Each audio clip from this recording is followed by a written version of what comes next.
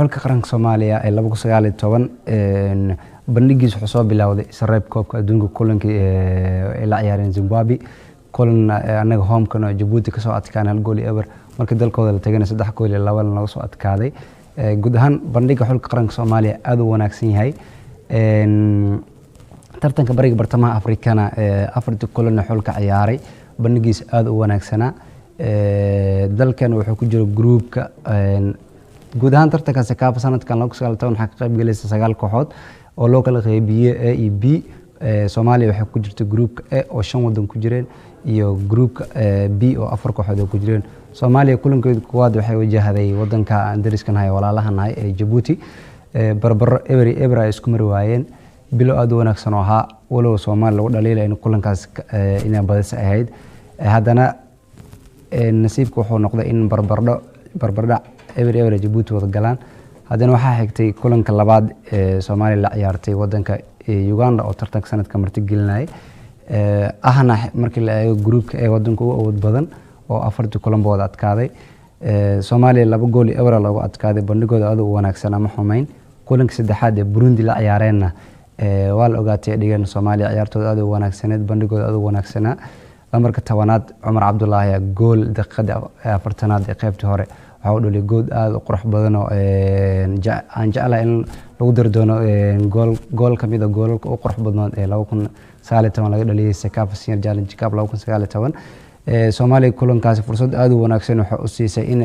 u tartanto in groupka ka soo baxdo Soomaaliya waa markii ugu horeysay ee qaab ciyaareedkeeda aad u wanaagsanaa xitaa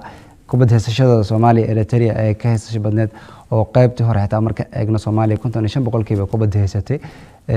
gees kalaadi 3 gees kalaadi heleen marka bandhigooda aad u wanaagsan Soomaaliya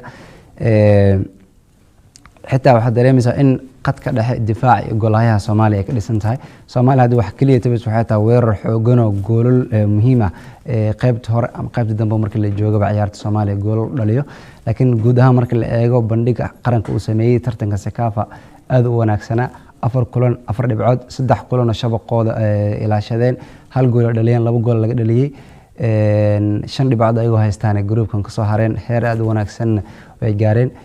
goolahayaha Soomaaliya Saciid Aweys Yamani isagana bandhiga aad u wanaagsan sameeyay 3 kulan shabaqiisa difaacday hal kulan 2 gool laga dhaliyay marka Soomaaliya guud ahaan marka la eego kubadeeda aad soo kabanaysa